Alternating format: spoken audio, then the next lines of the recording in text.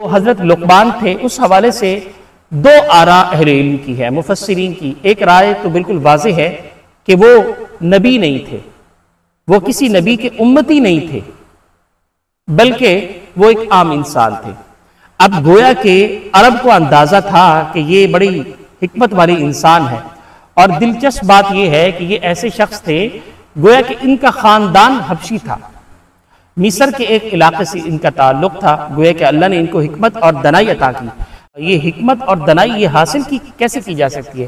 گویا ہم تو قرآن کا درس دیتے ہیں، قرآن سیکھتے ہیں، نبی علیہ السلام کی تعلیم سے سیکھتے ہیں، پھر ہمیں پتہ چلتا ہے یہ اچھی بات ہے۔ لیکن یہ ہے کہ بسا اوقات دو چیزیں ہوتی ہیں جو انتہائی اہم ہوتی ہیں۔ ایک چیز یہ ہے وہ عقل صحیح اور فطرت سلیمہ، یہ دو چیزیں ہوتی ہیں۔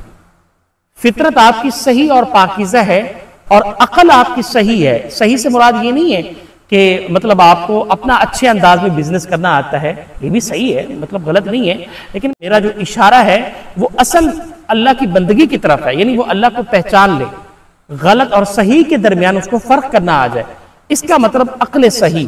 یعنی کوئی اگر رو رہا ہے تو اس کے رونے کا درد میرے دل میں ہو، احساس ہو کہ میرا بھائی کیوں رو رہا ہے۔ کسی بھائی کو تکلیف اور درد ہو رہا ہے تو مجھے احساس ہو کہ ان کو کیوں یہ ہو رہا ہے، اگر میرے اختیار میں ہے تو میں ان کی تکلیف دور کر دوں، اور اگر اختیار میں نہیں ہے تو دعا تو کر دوں۔ تو یہ ایک عقل صحیح کا انداز ہے، اور فطرت صحیحہ بھی اسی اعتبار سے ہے۔ تو گویا کہ دو چیزیں آ گئی، عقل صحیحہ، فطرت سلیمہ۔ جب یہ دونوں آپس میں ملتے ہیں تو پھر ایک بہترین انسان بن جاتا ہے، اور وہ شکل بنتی ہے جناب لقمان کی، جناب ابراہیم علیہ السلام کی بھی ہے اور جناب ابو بکر کی بھی ہے۔ دونوں مثالیں ہمارے سامنے ہیں۔ تو گویا کہ وہ اللہ کو انہوں نے پہچان لیا۔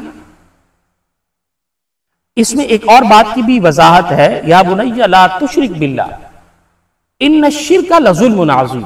گویا کہ یہاں جو ہے شرک کو بمقام ظلم کے حوالے سے بتایا گیا ہے، یعنی اگر آپ اللہ کے ساتھ کسی کو شریک کر رہے ہیں تو اس اعتبار سے ظلم ہے۔ ہم تو یہ سمجھتے ہیں کسی کے ساتھ زیادتی کر دینا، کسی کی جو حق ہے وہ ادا نہ کرنا، دراصل یہ ظلم ہے، یہ بھی ظلم ہے۔ اس کا بنیادی نقطہ یہ سمجھ لیجئے، ظلم کا جو بنیادی مطلب ہے وہ یہ ہے کہ کسی چیز کو اس کی جگہ سے ہٹا دینا، یعنی اللہ اس قابل ہے ان کی تعریف کی جائے، اللہ اس قابل ہے ان کی حمد و ثنا بیان کی جائے، اللہ قابل ہے کہ ان کی تسبیح بیان کی جائے۔ لیکن اگر اللہ کی میں اور آپ تسبیح اور حمد و ثنا بیان نہیں کریں گے تو گویا کہ اور ان کی جو صفات ہے ان صفات میں کسی کو شامل کر لیں گے، گویا کہ یہ بات آگے ان الشرک لظلم عظیم، یہ شرک ہو گیا اور ظلم عظیم ہو گیا۔ قرآن نے مختلف مقامات میں اس کو بیان کیا ہے، جیسے کہ مثال کے طور پر ہم سورۃ البقرہ کے حوالے سے تذکرہ کر لیتے ہیں، وَإِذْ أَخَذْنَا مِيثَاقَ بَنِي إِسْرَائِيلَ لَا تَعْبُدُونَ إِلَّا اللَّهَ وَبِالْوَالِدَيْنِ إِحْسَانًا۔ گویا کہ جب اللہ سبحانہ و تعالیٰ نے بنی اسرائیل سے جو عہد لیا تھا اس میں یہ بات واضح تھی کہ اللہ کے ساتھ کسی کو شریک نہیں ٹھہرانا۔ اب اسی طرح سے نمبر 2 پر سورۃ الانعام میں یہ بات ذکر ہے، آیت 96، قُلْ تَعَالَوْا أَتْلُ مَا حَرَّمَ رَبُّكُمْ عَلَيْكُمْ أَلَّا تُشْرِكُوا بِهِ شَيْئًا۔ دیکھیں تم پر حرام کیا گیا ہے کہ تم رب کائنات سے ان کو شریک نہ ٹھہراؤ۔ پھر اسی طرح سے سورہ بنی اسرائیل میں اللہ فرماتا ہے وَقَضَىٰ رَبُّكَ أَلَّا تَعْبُدُوا إِلَّا إِيَّاهُ وَبِالْوَالِدَيْنِ إِحْسَانًا۔